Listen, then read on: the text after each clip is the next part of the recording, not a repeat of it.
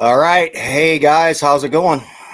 Welcome to the show today. We have a pretty full panel, you guys. We're doing a special show today, and we have guests from around the NFC North today. So uh, let me just go around here. Joining us for the first time, we got a Vikings fan, Casey. He's on here. Good to see you here, Casey. Um, we have Mike, the Bear fan, with us. We have our co-host, Matthew Chesterton. And then representing the Packers, we've got A-Dub on here. What's up, buddy? What's going on? What's going on, fellas? We have Eric Garecki representing the Vikings, and we have Nathan Castro representing the Lions. Been on his podcast a couple times. His first time coming on here. Welcome, Nathan. And then we've got a pretty decent special guest here. We have Jeremy Bullreich, kneecap biting Jeremy Bullreich on here today. Welcome, Jeremy. Oh, bad lighting, so I'm gonna leave the camera off. But yeah, I'm happy to be here. Yep. So I wanna just highlight Jeremy here real quick before we actually get rolling into too much stuff. Jeremy, you had a really unique experience in the draft. You actually got press credentials. You got to go and you got to even interview a couple guys that got drafted and everything. What tell us about who you write for, your podcast that you do, and what it's like being able to experience that particular facet of being a fan and also being able to represent your team. Well, this was a once-in-a-lifetime experience, especially with the draft being in Detroit. But when I found out from my publisher that all four of us that write for the South Florida and the Motor City Tribune together was there for the draft with press credentials. The positives, I didn't have to pay $1,200 to get inside the gate. Right. That's always a plus. The other positives, I didn't have to pay for food while I was at the draft. They had an amazing buffet supplied there at the One Campus Marshall Plaza. Being able to see the draft was a little bit of a chore, because if you actually wanted to see the stage, you had to go outside because the media room, for some god awful reason, was on the opposite side of the building. Really? Yeah, so we watched it on TV like the people at home, but the difference was we had the press room where everybody came up after being picked, usually about 2 hours after the pick was done. So I got to listen to everybody talk to the ones they wanted to as the ones they follow and everything else. I got to meet Cristobal Flores, one of the NFL play-by-play people that cover Fox Sports Detroit Deportes.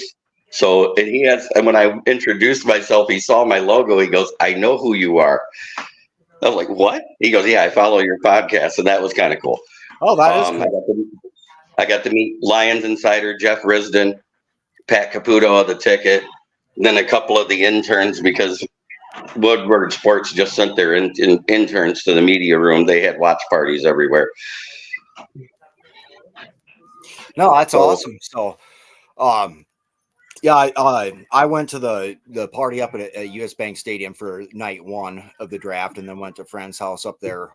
Traveled up from Iowa, and we had a pretty good time. And you know what, we've hammered the draft to death over the past couple months, but let's just recap. We haven't had a chance to have you guys on.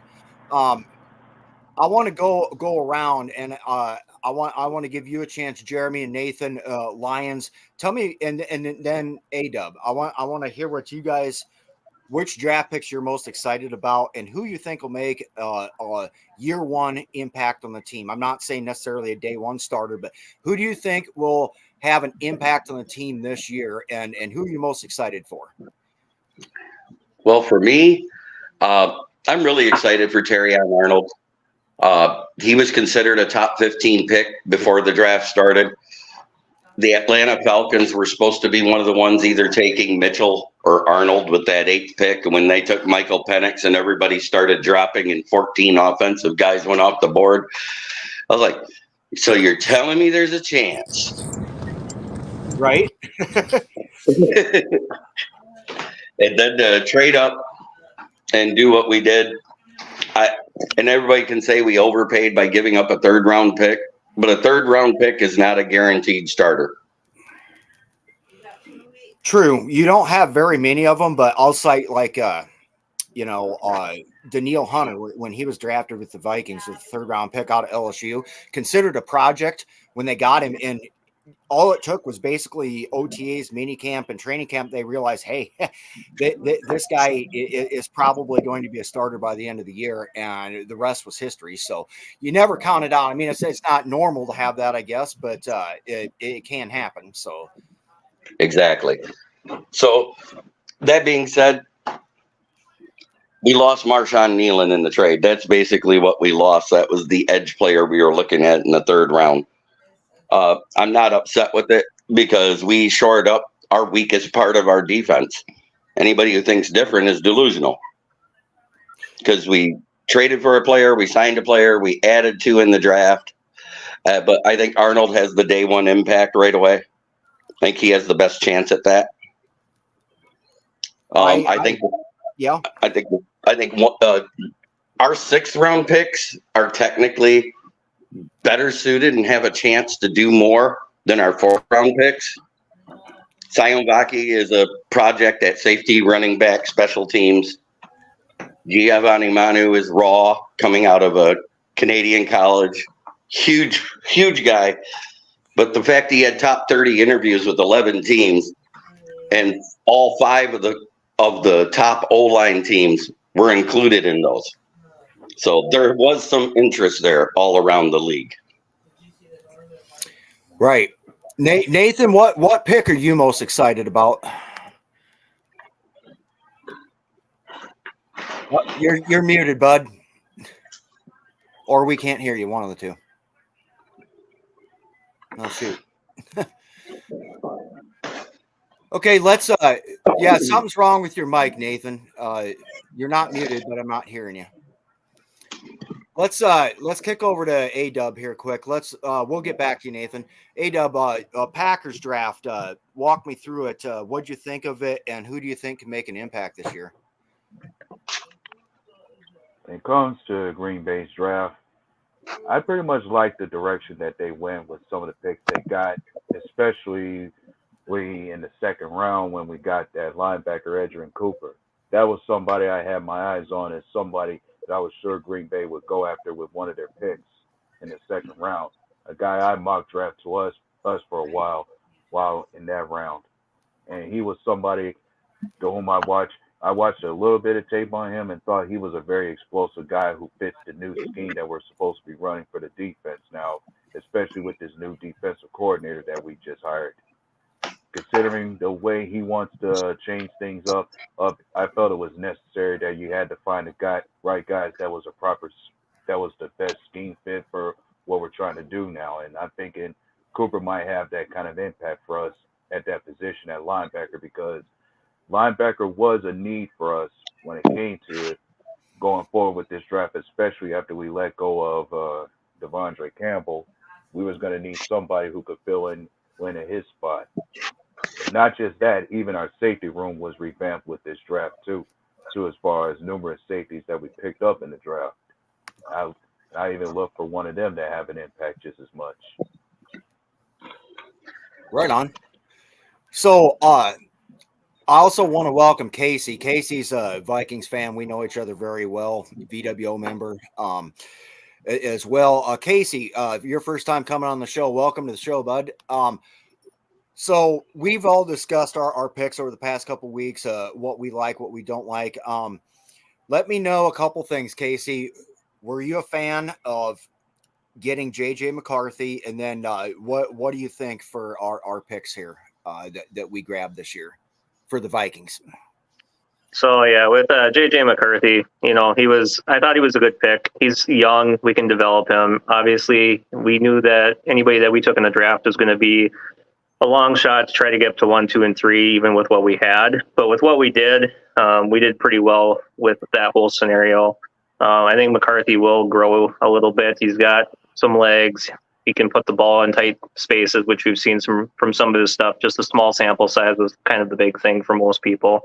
I think he'll do fine, though. I don't think the lights are too bright for him. And then as far as Dallas Turner went, that was an amazing pick. I would have personally, because I know the Vikings have some issues with the running game sometimes, or it seems like they get gashed, but their linebacking core is getting better with Van Ginkel now and Grenard. And then you add Dallas Turner to that. It helps a lot with the pass rush. And then obviously the rest of the draft, we got a new kicker, Ricard. I mean, best kicker in NCAA history. He's gonna add to the team, and then some of the other guys that they picked up in the later rounds, all for depth and whatnot, should be able to contribute hopefully right away, or potentially take over Ingram's spot there on the offensive line. That was kind of the big thing I was kind of worried with, was just the lines for both offensive and defensive, mainly in the middle for both sides, just because it seems like they've got gash since the Williams Wall, the Jerry Ball days. With the 98 Vikings and stuff, they always had somebody big in the middle. They just don't have that anymore. But otherwise, I think they did very well. Right on. So one of the biggest issues, and like we've discussed that ad nauseum, and I think you hit it right on the head, Casey. We haven't had a good defensive tackle since Linval Joseph left this team. And we've been playing, musical chairs. We've been trying this guy. We've been trying that guy. There's a reason. Let's just jump right into this. Okay. Most people think that the North is going to go like this, with the Lions winning it again, the Packers in a close second, and then they've actually got the Bears in front of us and us finishing last. Talked to a lot of Packers fans. They feel like they can win the North. They're excited about what they have going on with Jordan Love. A lot of Vikings fans and sports writers also think J.J. McCarthy's going to sit for a while, and they're no shit going to run with Sam Darnold, and that's probably, explaining a lot of that, and it's going to take a while to develop. Jeremy, I do think you were pretty spot on with your biggest weakness being your secondary, and I can see the way you guys attacked it both in free agency and in the draft. Honestly, I think all the teams improved, which means that we're still kind of ranked about where we were at the end of last year. What do you guys, let's go around now that we've got a couple opposing fan bases on here, and we got some Vikings fans that we can do a couple rebuttals here. What do you guys as opposing fans think of how Minnesota handled this draft? And yeah, you can talk about the draft capital being given up. 2025, we're down to what looks like a first round pick, a couple fifths, and then we'll get a compensatory third. So right now that makes 4 picks. However, the Vikings have nearly $100 million in cap space in 2025. And if they finish last in the North and they have like somewhere around a top 10 pick, Kwesi could always trade that down and gain a bunch of mid-round picks too and everything. I think that may have been their strategy all along, especially if they're looking at trying to, finish off this rebuild that they're doing. There's about 6 to 7 guys left from the Rick Spielman roster. Otherwise, it's been almost 100% roster turnaround. It's sitting somewhere around their 90%. What do you guys think? Jeremy, if you had to evaluate what the Vikings have done this year in the draft and free agency, where would you put us? What do you think of the moves? Truthfully, you can't really rank a draft anymore. We've seen it. Guys bloom late, guys bloom early. It happens. So I think everybody in the division really had like truly a B+ draft. Yeah, that's my way too early. No homerish, just straight up. I think everybody had a B+ draft. The question mark of Caleb Williams, is he going to be the next Justin Fields or is he going to be the next Jalen Hurts? You know what I mean? That's the big question. Right. And let's face it, we know a lot of things happened that made it so he got to win the Heisman that year in 2023 or 2022. Yeah, that is true. And I've actually been a Caleb Williams supporter or a USC / Caleb Williams respecter, of what he's been able to do. Kind of not real happy that he went to the Bears, I guess. Yeah. I mean, when you were talking about, when I started talking about the press room, the funniest exit was Caleb Williams. A couple of the Bears reporters tried to get him to say bear down, and he wouldn't do it. And he gets up, he starts to walk away. He leans down to the mic with his pink fingernail showing, goes, "Go Bears." Oh my goodness. Yeah, So they're going to have some fun with him up there. in my draft review, I said they might have their LGBTQB1. Right? Oh, boy. Yeah, I do a couple hot takes in my articles, but nothing too offensive. Right. But You got to do something to get the hens clucking, you know? right, got to get the clicks, you know. But I also don't follow a lot of the rumors because, you know, everybody says, oh, we're trading into the top 10. Oh, we're trading into the top 15. I said, that makes zero sense. Where, when you have an extra first round pick in the same draft, that makes sense. When you only have one pick, it doesn't make sense. The team that had the most ammunition to trade up or down was the Bears and the Vikings. Yeah. And you guys did it twice, but you got great players where they're at, especially if JJ gets to sit, hopefully the entire season. Let's say Sam Darnold is 80% of his best year where he started all year. Right. And you got, and I'm not trying to blow smoke or anything else. That means you guys will probably be picking in the top 10 again. Because his best year was a bad year compared to most quarterbacks. Yeah. The only thing that I'll say, and Eric can jump in on this too, we don't have super high expectations on Sam Darnold, but he's also, I think the Jets failed. I think every team that he's been at has more or less failed him, either by not having weapons when he was supposed to start or just not having the opportunity. We're not expecting Sam Darnold to be anything much more than just serviceable. Eric, you want to elaborate on that? Yeah, I think, like Rob said, it's a lot about he got drafted to the Jets in a real shitty situation, and then went to Carolina in a not even better any situation. Sitting in San Francisco is probably one of the best things for his career. So, I mean, I'm not expecting him to go out and give us a perfect season, but I'm not expecting him to, lead us to a 4 or 5 win season either. It's 7, 8, 9 wins. I'm not expecting him to go to the Pro Bowl or be an All Pro, but with what he's got around him, he doesn't have to work very hard. As long as he doesn't make big mistakes, I think we do all right. Right. That's the thing. That's exactly where I was going with that. Is that if you remember, he didn't just get to sit at San Francisco. He did start the first 4 games, and they pulled him for Brock Purdy because everybody else was hurt or traded. Right. So I feel like this is probably the best situation Darnold has ever been in with the most weapons that he had, provided whenever Hawkinson gets back. I guess he's progressing way better than what expectations are. He says, I know from back when I tore my Achilles, or not my Achilles, when I tore up my ACL, my MCL, I basically exploded my knee. It's been about 11 years ago. It took me a year to recover. I'm also not a professional athlete. And they're working wonders with sports medicine and sports science. Maybe he is back sooner rather than later. I also don't want them to rush him back. But even that being said, if they have, Josh Oliver and Nick Muse and a combination of whatever they're doing at tight end, I still think this is one of the best situations with Jordan Addison, with Justin Jefferson, with Brandon Powell, a couple of young guys that might get thrown in the mix, and then our tight end group. And you have Aaron Jones back there keeping people honest with a good, what I think is going to be a good run game. I really feel like Jones is going to have a decent year with the Vikings. He'll have every opportunity in the world. So we'll really find out who Sam Darnold is this year. Right, exactly. That's what I was getting at. And my way too early projection is JJ might be starting by week 7. That if it goes bad.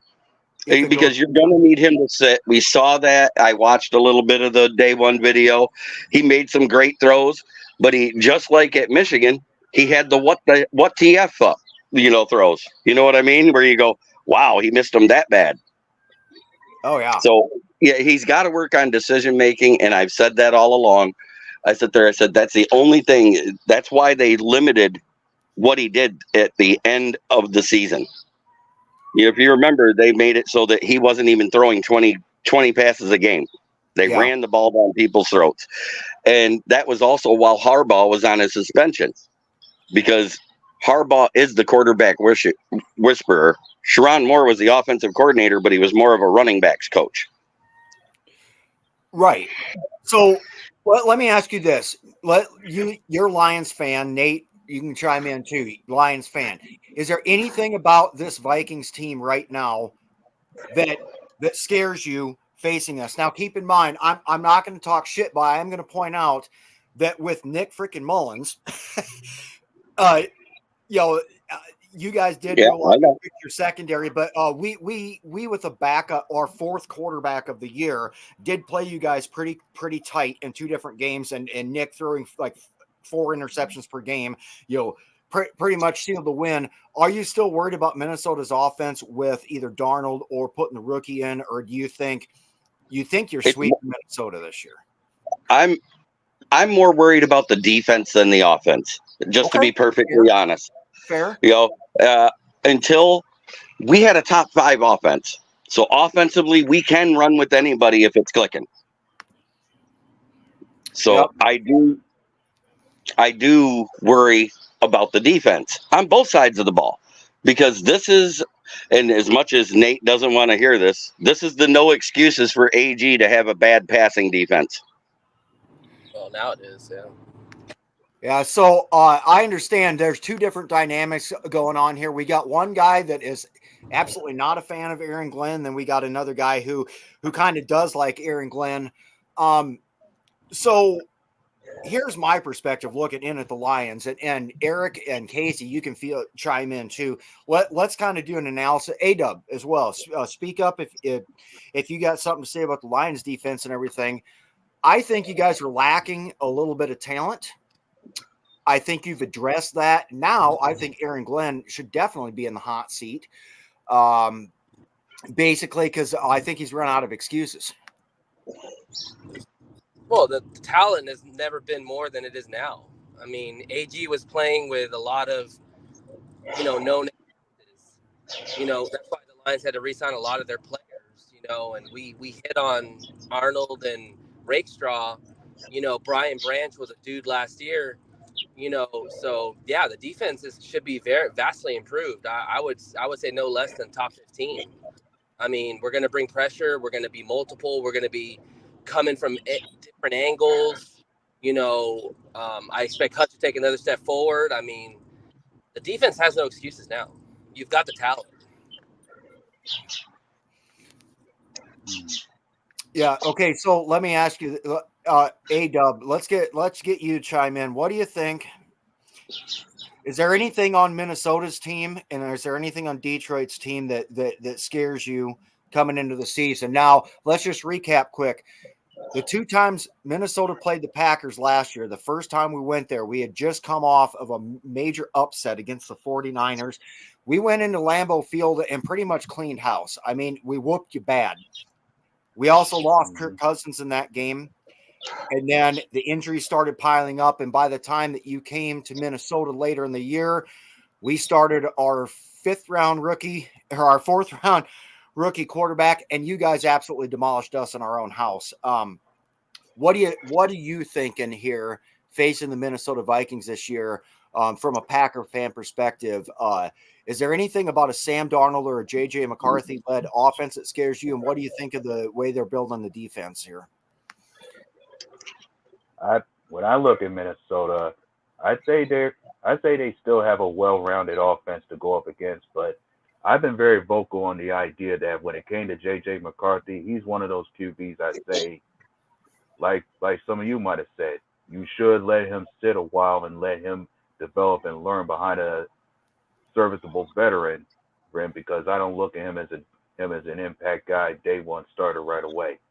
And I'm hoping that's exactly what I think Minnesota should do with McCarthy. And when it comes to Sam Darnold, I've definitely paid attention and seen how he was in New York. I think, yeah, while they may have ruined him a bit, even his play said enough to me that there's not much about Sam Darnold that you could be worrisome about, because the guy is primed to make a lot of mistakes out there, especially with his lack of reading the defense, especially being so he has a habit for making some uncharacteristic turnovers. But with Minnesota's offense and given the kind of build they have, the most you would hope for Sam Darnold is hopefully he could be a game manager type type QB out there. That's the way I would normally use him to be effective. If he can limit his habits for turnovers and be a consistent game manager on the field, Minnesota doesn't have a problem with him as their QB. And when it comes to Detroit, I think they definitely addressed their biggest issue on defense, which was the secondary. I thought that was the weakest part of their defense being the pass defense, and they definitely got the guys they need to shore up that area the most. Right on. Hey, let's take a break here. This has me cracking up. So Lucas says, hot take, Hutchinson is the Kirk Cousins of defense. Lots of late stats, short armed. I love watching Darisaw beat him like a redheaded stepchild. He quickly went to the right tackle side. Lions fans, what do you think about that assessment on your boy Hutch? We were trying to get sacks on the other side. Yes, Darisaw handled him well. I'm not going to take anything away from that. But his natural position is right end. That's where he's been, is on the right side most of the season. They were trying to switch it up to try and get pressure from different angles in that game. Right on. I'll say this about like the fearful of the Lions. 18 is going to be a monster. You could have Deion Sanders back there, and 18 still going to get his. 18 is a beast. He's going to dominate that division. Okay, define dominate. Either double teaming him or having more awareness at the cornerback position to know where he's at. But 18 is the one I fear all the time. And he's been putting it on you guys just about every time that we played. You know, there's a lot of people who want to say, oh, well, I'm going to make a case for CeeDee Lamb, or I'm going to make a case for, you know, I've even heard some Lions fans say that they prefer Amon-Ra St. Brown over Justin Jefferson. No. My opinion, I do feel Justin Jefferson is the best wide receiver in the NFL. You can call me a homer if you want, but I think there's, when you look at the body of work, who else in the league can miss 7.5 games and still have 1,000-yard season? Oh, you're absolutely right. I said I like Amon-Ra here over JJ because of our quarterback. Amon-Ra fits his style of game better. That is a bigger difference. Right. JJ is a if you're good talking about the overall player, I mean, Justin Jefferson is a freaking nature. Oh, yeah. I already said that. I already said Justin Jefferson is a 1A, 1B in this league. And anybody that thinks that Devontae Adams still isn't a 1A or 1B didn't pay attention to who he had throwing to him all year and still put up decent numbers for the Raiders. Yeah. Oh, absolutely. Let's talk about what we think about the Packers quick. I want to move over to Casey and Eric for a little bit because I know Eric's got a thing coming up prior to the end of the show. Let's talk about the Green Bay Packers here a little bit. You know, Jordan Love comes out last half of the year, really turns it on, takes them into the playoffs. They actually beat Dallas in Dallas, you know, play a very tight game against the 49ers on the road, and they drafted solid. Biggest knocks on the Packers, I still don't think they have a true number one wide receiver, but some people argue the way that that's set up, they don't need one with the guys that they run and the scheme that they run. What's you guys' assessment? Eric, I want to start off with you. If you're looking at the Packers, offense and defense, certain players, whatever, what scares you about playing the Packers this year? Definitely, like you said, there's not a true number one, but dude, that receiver core is, you know, all borderline, you know, wide receiver one, if not all wide receiver two. So I mean, if you don't have a good secondary, they're going to eat you up just because they all have that ability to not necessarily take double coverage, but run impressive routes, get open. They definitely separate really well. So that receiver core definitely scares me for the Packers. And honestly, they're opposite on the defense. The corners in Green Bay are just always play so phenomenal. And, you know, they play with attitude. They play with a bunch of moxie and honestly almost fearless. So, you know, when JJ does go in there, they don't look at it as playing the number one receiver in the NFL. They look at it as another guy. And more corners and more defenses need to look at it that way if they want to be successful. But the Packers corners just play. Can I ask a Like question, they don't give a Tim? shit. Yeah. Okay. You know, And I want you to be honest with me, okay? Be 100% honest with me, because I've asked Packer fans this every time, and they've told me something else. Did you not expect to take a cornerback over Jordan Morgan in the draft? I mean, with Jair Alexander's injury problems and, suspension problems or whatever. Oh no, we lose him during this question. Did you get that, A-Dub? The gist of it? Yeah, the question being, did we expect to take a corner in the first round? We did. And if there was anybody that Green Bay was most Packer fans expected us to get in the first round, it was supposed to be Cooper DeJean from Iowa. That's who most of us had our eyes on as far as that first pick.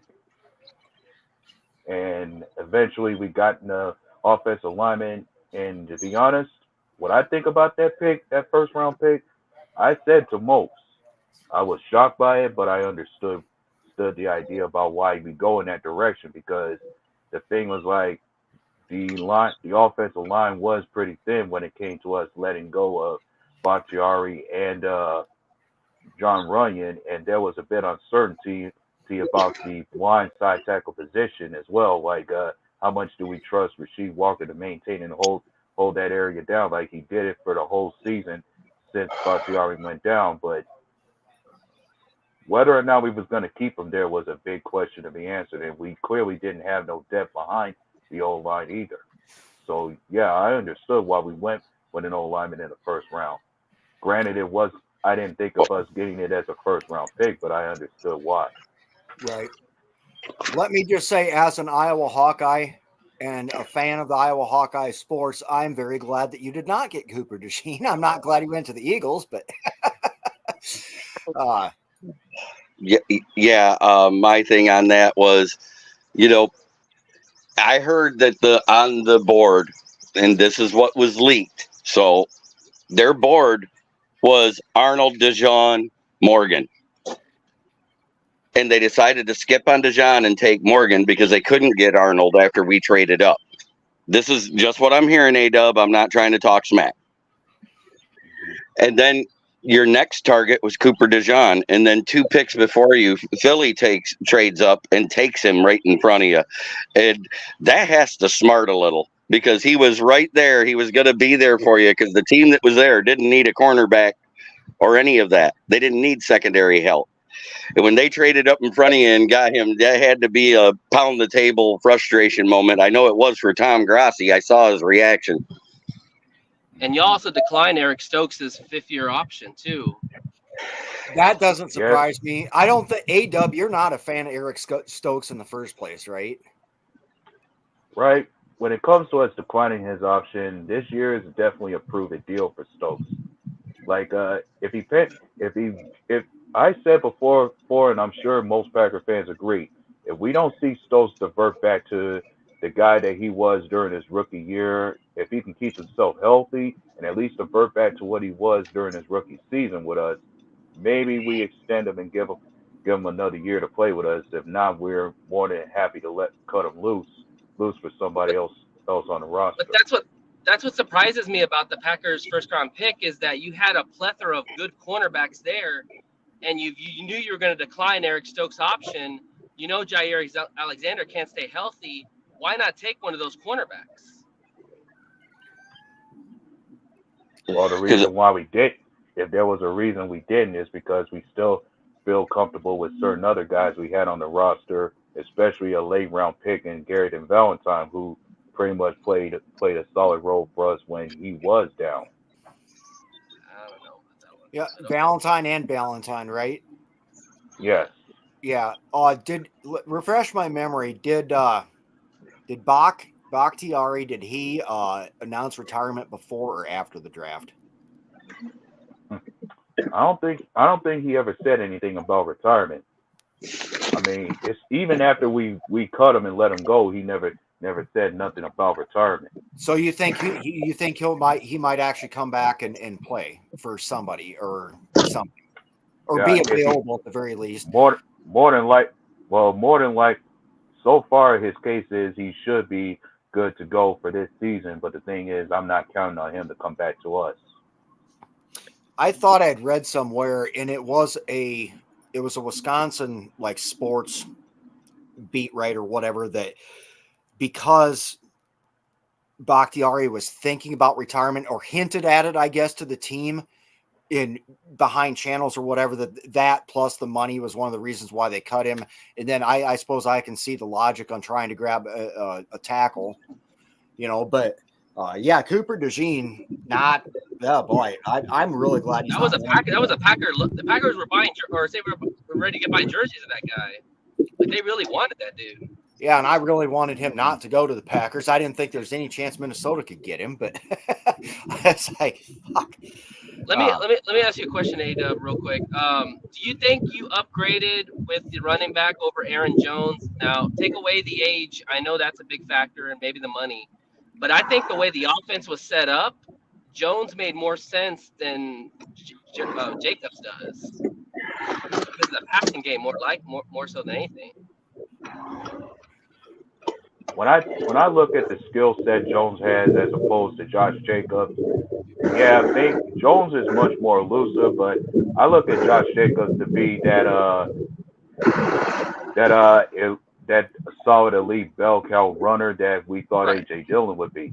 Like I look at Josh. That's the way I look at Josh Jacobs, to be a much more a physical bruiser type back who can break tackles and make those kind of plays like what we hope Dillon would be. So no, I wouldn't think we completely upgraded, but at the same time, I think he's more productive as a back. So Nathan segued this real nice. All right, this is our first chance post draft and in the beginning of after free agency that we've had other fans be able to join us. A-Dub, what do you feel? What's your feeling on Aaron Jones going straight to the Vikings? It was kind of a shocking twist a bit, and it would hurt. Like I didn't want to see that happen, and definitely most of us did not want to see Jones go from Green Bay. Like I didn't understand the idea of us having to cut him, but I just felt like felt like that just was something that was likely going to happen, especially when it was always said that some backs do regress when they reach a certain age, past 30 or something. I've heard that before, and I'm thinking that's what Green Bay might have believed in with Jones, especially when it came to Jones having his issues with not being able to stay healthy for a full season too. But a fun fact about Aaron Jones is that when Love was playing his best football, Aaron Jones was with him. Mm-hmm. Well, and that I feel like when Aaron Jones came back from his injuries, that's when the Packers really started taking off, and it's like, oh shit, now you're winning games that we thought you was going to lose, And I credit Aaron Jones. Aaron Jones killed the Vikings by him. Killed the Lions too. himself, basically, on that second game. Yes, Jordan Love played a very good game too. We had no pass rush left at that point in time. We did not have Hunter. Hunter was like the only thing that we had. I mean, we had lost DJ Wanham. We had lost most of our interior. We had lost our top two corners that we had at that point in time. And we were kind of in shambles. Injuries really did us in and whatever. So I'm thankful that we did add depth there. But just seeing the way that Aaron Jones started from there, so I really start paying attention at what Aaron Jones is doing. And then you start looking at the playoff games. He killed the freaking Cowboys in the playoffs, and he damn near freaking put the 49ers to bed. Yes, he had injuries early. He missed several games and everything, so he's more fresh heading into the playoffs. But that man sure as hell did some damage at the end of the year, And I'm glad we got him. Yeah, I was not glad he went to the Vikings. I was hoping to get the hell out of the doors. Let's switch topics here. Casey, I want to flip it over to you. Let's talk about these Chicago Bears and what they're doing here. So just to preface this before I flip it to you, Chicago took the exact opposite approach to their rebuild as what Minnesota did. They've been doing it longer. They gutted their team, and they basically started over from scratch, and they're pretty much near completion on their rebuild. They did add some nice free agents last year and this year. You know, Montez Sweat can't understate the importance of them trading with the Redskins, getting him. They've added a lot, and they took Caleb Williams with the number 1 pick in the draft. Minnesota, meanwhile, in the past 2 years has been an NFC North Division champ with 13 wins, a third-place team, and has largely, by and large, turned their roster over, doing a competitive rebuild, quote unquote. What do you think about the Bears, Casey? Everybody says that we're going to be in last place, and the Bears are finally going to pass us up. What do you think? Okay, so kind of like the Vikings, the Bears are kind of in the same situation. You know, just kind of you're feeling out your new quarterback, who's kind of girly in a way, in some ways. He's also got to deal with weather in that area, and he's got all brand new weapons. He's got Keenan Allen that came over from the Chargers, very well-known veteran in the league. They got Nunez, which is a great addition, for that team. But once again, he's a rookie as well. They got to get some chemistry. I think, maybe around week 6 or 7, they're going to start maybe finding their swag. But then again, you got the weather up there in Chicago. You have to deal with the windy city. You got the whole stadium thing, all the excitement around that team. I mean, Komet's a great asset as a tight end and a safety blanket. I will say this. I do think that the Bears will have their first 4,000-yard passer. I don't know if it'll be this year, but he will be coming very soon. And I think it will be Caleb Williams. I think the Bears defense is still kind of suspect at times. They just don't feel like they're like the black and blue division. It doesn't feel like they're in that talk right now, especially with some of the other teams that are in the division. And then to kind of preface kind of off of like the Justin Jefferson type thing against those secondaries, I mean, I feel like, the Lions, their linebacking core is still kind of suspect. Same thing with the Packers. Their defensive backs are kind of the same thing. And then the Bears, they have an answer for them. But Jefferson was out, the game, in Chicago. So kind of hard to gauge that one a little bit from last year. And he was coming back from injuries. But kind of the same concept, I think, across the league. Everybody just kind of understands that. And then we'll see how everything else goes. But that's kind of what I'm thinking on the whole thing. Yep. I think honestly, man, the Bears defense is the best defense in the North. I mean, you got all 3 levels that are good. You've got Montez Sweat on the D line. You've got Edwards, and you've got the other linebacker they got, and then you got Jalen Johnson in the second. There, yeah, and then you got Jalen Johnson in the secondary. I fear y'all's defense more than anybody because y'all's defense is long, it's athletic, it gives us fits all the time. I mean, you can stop the run, you can play the pass. Like, Bears defense is legit, man. I would definitely be relying more on the defense early on, letting Caleb kind of get his feet wet. Right. We got our producer. If he's not busy producing right now, we got Mike the Bear fan. So, Mike, we're talking about your Bears. A lot of people do think that I've heard both sides that some people are not impressed with the Bears defense. Other people think that you get the best defense in the division, and you certainly have improved your offense.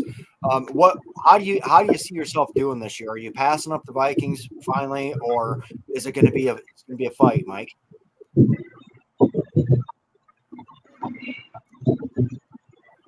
Maybe he's not able to.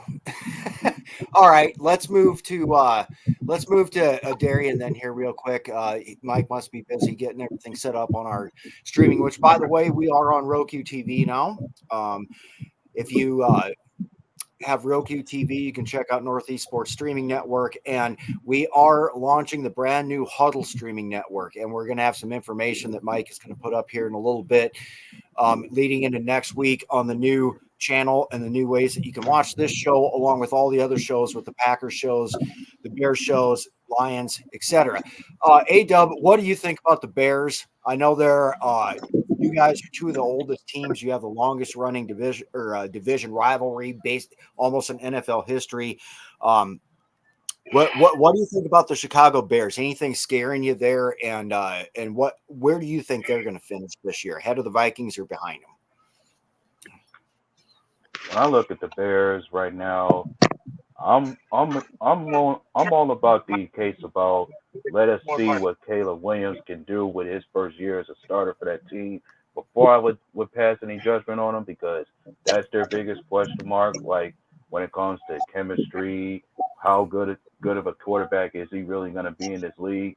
And granted, they got some interesting pieces on offense when it comes to Keenan Allen, DJ Moore, and Ronald Jones together in that wide receiver room, a solid tight end and Cole Kmet, and the addition of DeAndre Swift at the running back position next to Khalil Herbert.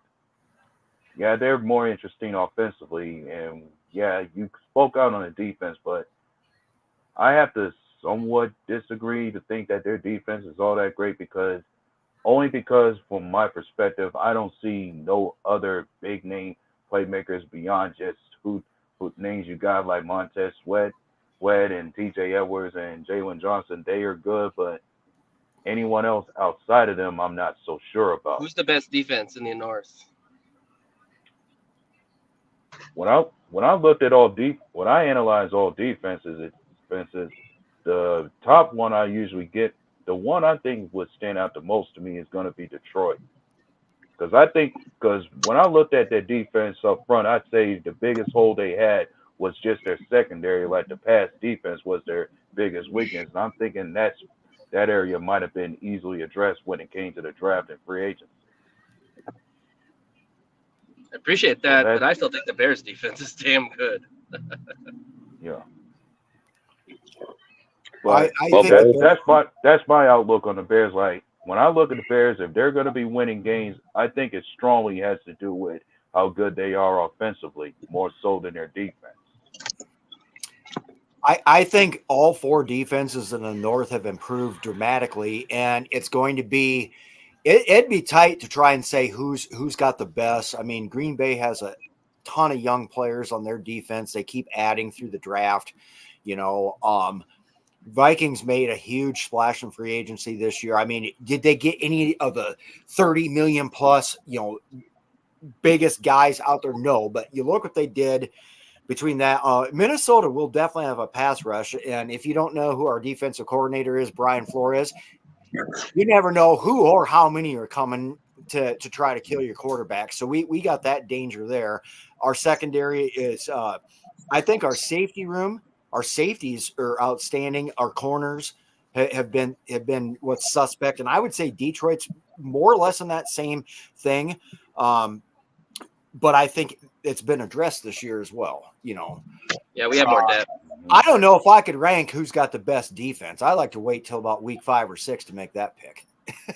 I will say this about Minnesota. I think Minnesota has a sneaky defense because you mentioned Brian Flores. I like Bynum as a safety. And if Turner and Grenard can pop, like really come in and be impactful, that's going to be huge to have them on both ends. Yeah, and then you had Van Ginkel in the mix there too.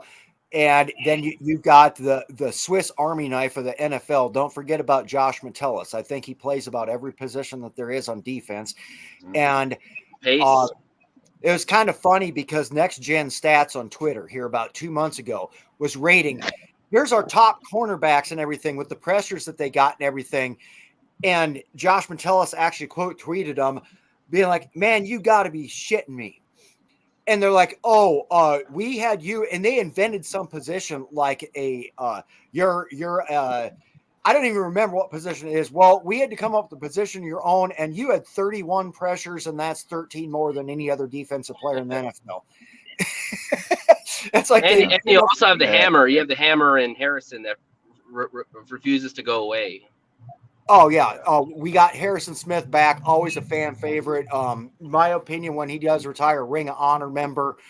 Second best safety in the history of the Vikings. And that's only because Paul Krause has a record that will never, ever be broken by anybody for interceptions. And I don't care who you are or what team you play for. Nobody will ever break Paul Krause's record. But Harrison Smith definitely, and you can state the case, maybe not first ballot, but that's a future Hall of Fame safety right there. And he did it all with one team. I honestly think too, like if you look at all four teams, the Lions and Packers are probably not going to have to rely on their defense as much as the Bears and Minnesota will, because when you have young quarterbacks, you want to have a better defense early on because the quarterbacks take a while to figure out the game. It slows down for them. They got to work with their new toys and all that. But the Lions and Yep. Packers can have an okay defense because they have such a high-powered offense. But the Bears and Vikings early, I think, will rely heavily on their defense and probably, like I said, have the best defenses in the north. To be honest. And I was gonna say, when it comes to the Vikings, if I'm more, the most intriguing thing I'm thinking about with their defense is, can Dallas Turner pan out to be what Daniil Hunter was on their defense before? That's one area that intrigues me with them. Yep. Okay, we're going to give a shout out to Matt Soonen watching here from around Central Iowa. So, what's up, Matt? Thanks for watching. Let's do this here real quick. Casey, Vikings fan, right? Like me. Jordan Love versus Jared Goff. Who you taking? And then we'll get some rebuttals. Okay, so I've heard this from a lot of Lions fans, obviously, and some are not sold on Jared Goff yet. Some are wanting Hendon Hooker, and I understand the reasoning for it. He's kind of like a Kirk Cousins in that way. Just kind of steady Eddie. He's always in there. He puts up great stats, throws the ball in tight spaces. First, he was the number one pick, so in that regard, he has all the talent to do it, but once again, you got, Lions fans that say they want to switch their quarterback because they feel like he's garbage, just like every other fan base. And then you got Jordan Love. You look at that team and you look at the Packers, and it's like, I don't know what the hell I'm going to get every single week. It's almost like watching when Aaron Rodgers was like on his downhill slide and you didn't know what offense you were going to get that week.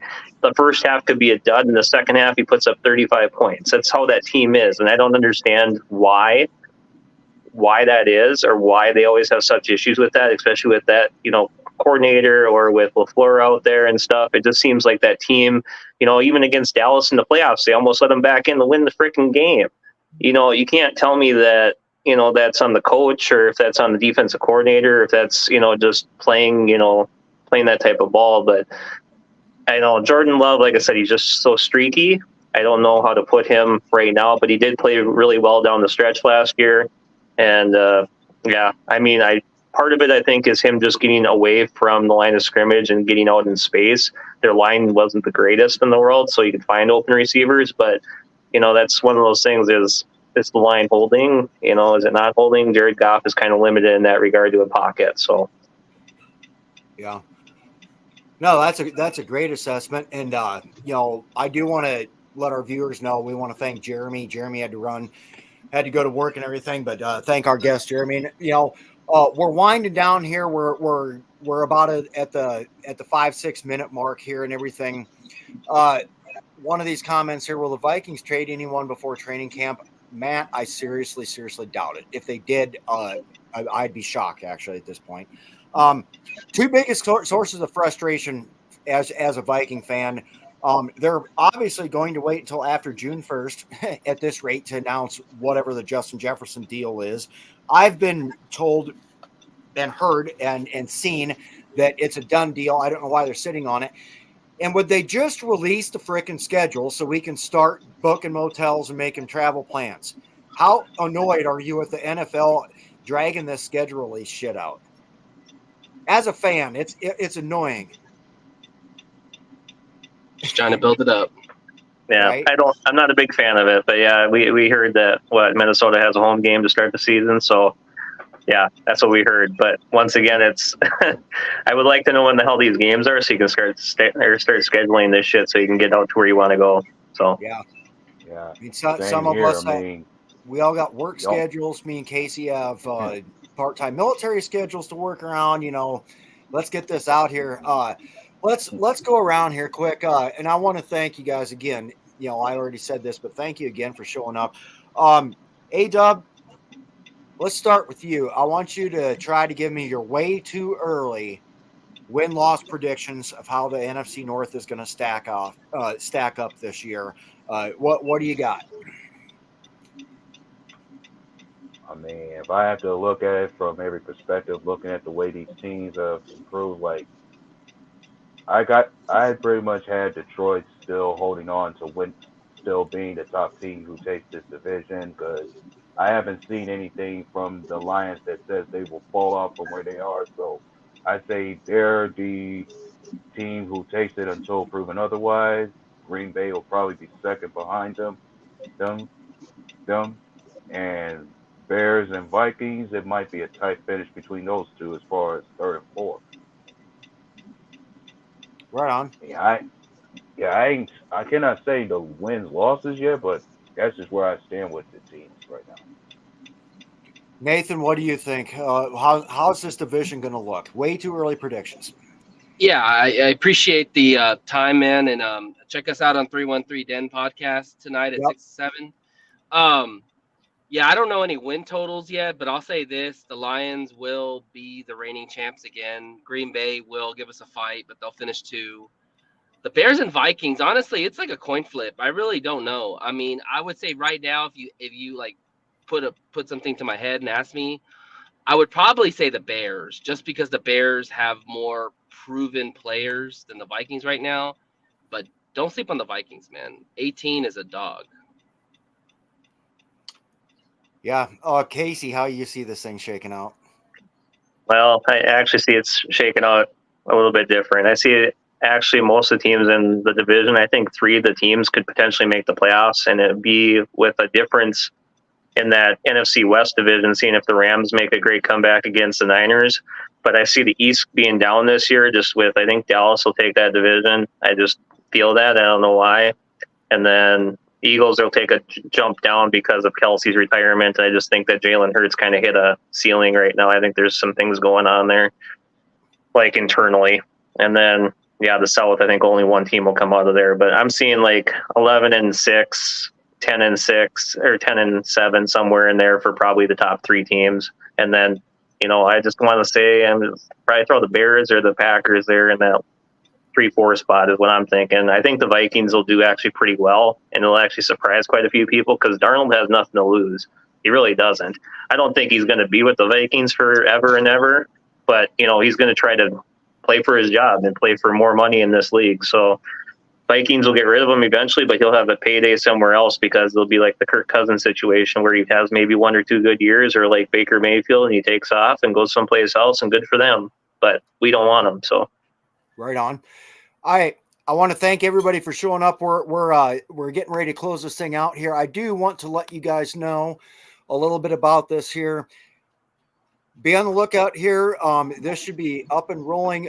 There's a Facebook page, a Roku channel, and a YouTube coming in. It's called the Huddle Sports Streaming Network. That's what we're on. So there's another Viking show that's on at night called Skol Gang 365. We have Ken and Ken in the morning, which you can also watch on my Sir Rocker page.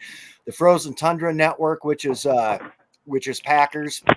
You have the Valhalla Hour, and then the Hallis Hall Report coming up here. And also, this is going to be the Saturday shows schedule from here on out here, what we're looking at here coming up. So I want to thank everybody for joining us today.